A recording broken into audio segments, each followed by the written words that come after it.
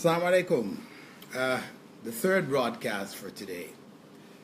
As I was going through some of my questions in messages sent to the Facebook, I do check it maybe once in a week or maybe once in 2 weeks. And I must admit that, there are so many questions, I really can't answer them.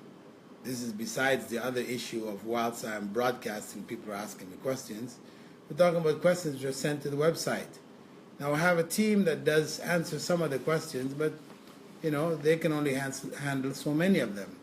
Anyway, as I've been through, and I answered a number of them, there's some questions there which are common questions asked every year concerning fasting.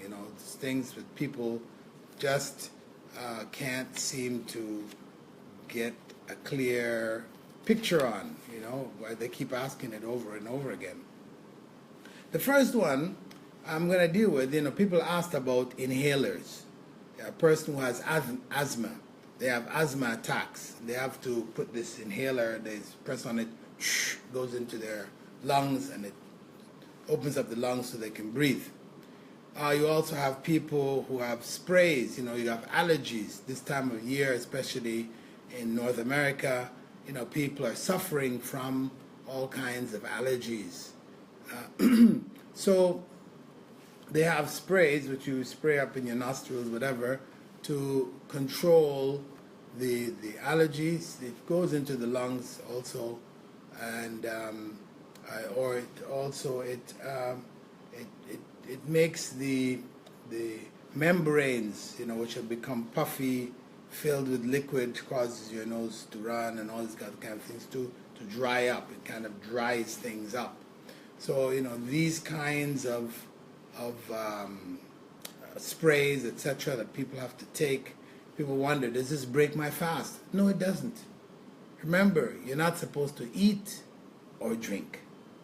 Now, this spraying into your lungs, spraying into the membranes, this is not eating and drinking. Where eating and drinking can come in. Even people ask also about, blood tests. People are diabetic. They have to get their blood levels tested.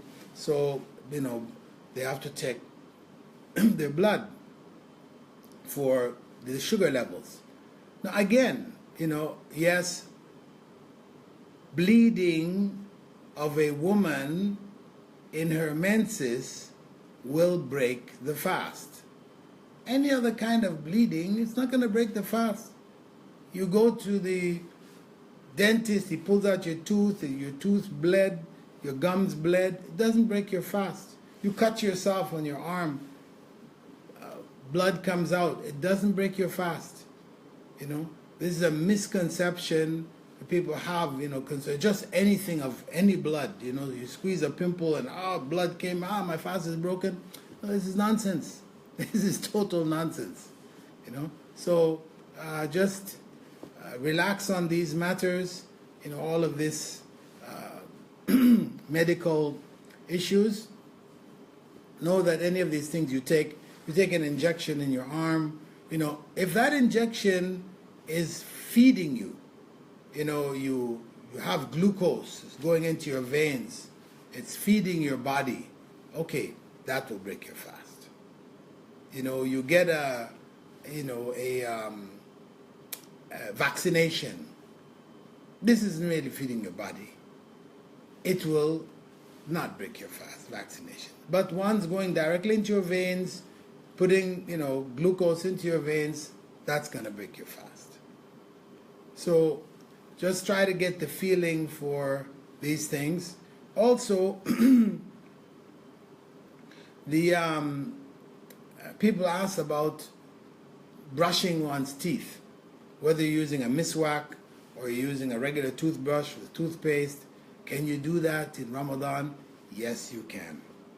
You just don't swallow. Don't swallow the mixture of toothpaste and saliva, etc. Don't swallow it. Spit it out. Wash your mouth out. You are using the miswak. Some people turn the miswak into something they're sucking on all day. That's another situation. If you use it, as the Prophet ﷺ has said, to use it with every wudu, every salah, before every salah, he wanted to make it obligatory, to freshen the breath, of the believers as they come together in prayer. So this is not going to break your fast. Even a woman who's cooking, she's allowed to taste the food that she's cooking, so she'll know not to put too much salt or too much pepper or too much this or that. She's allowed to taste it, but don't swallow. You put it on your tongue, you get the taste of it, then you spit it out.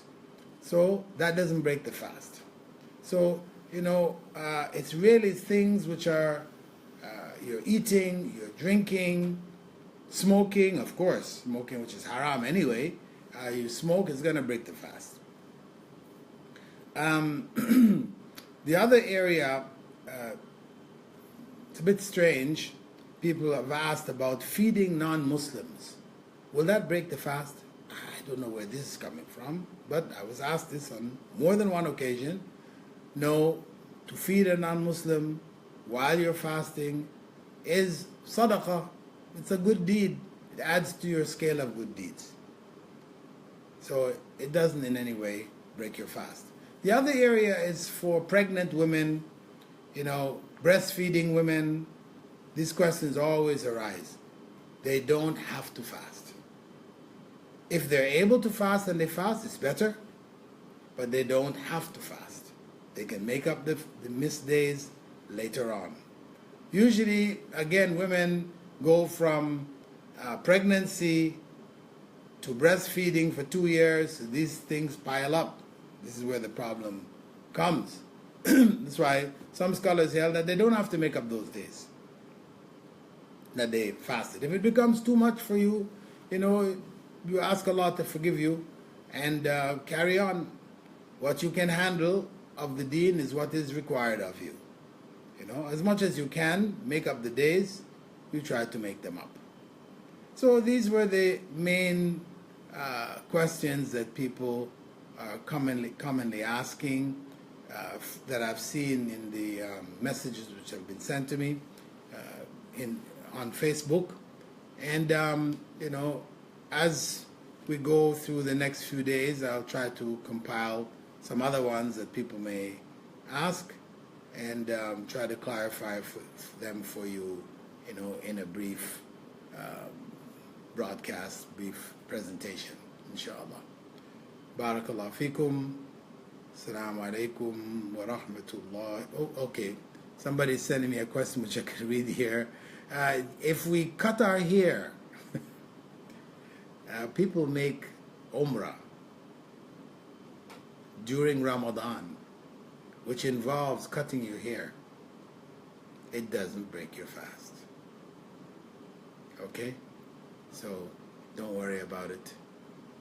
See people still writing and asking me, does brushing your teeth break your fast? I already addressed that. I think I'm going to have to stop at this point. Okay, somebody's asking, what about putting on lipstick? Well, if you're a man, you should not be doing that. A'udhu billah. For women, wearing lipstick, of course, it doesn't break your fast. However, if you have to make wudu and you have lipstick on, lipstick has to be removed because it's preventing water from getting to your skin. Just like nail polish, that should also be removed. Okay, let me just stop here. Barakallahu fikum. Assalamu alaikum wa rahmatullahi wa barakatuh.